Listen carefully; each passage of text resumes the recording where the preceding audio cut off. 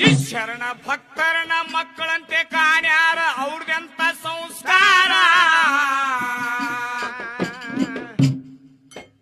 ಪಾದ ಇಟ್ಟ ಮನಿ ಪಾವನ ಮಾಡ್ಯಾರ ಅವರೇ ಕಾಣುವ ದೇವರ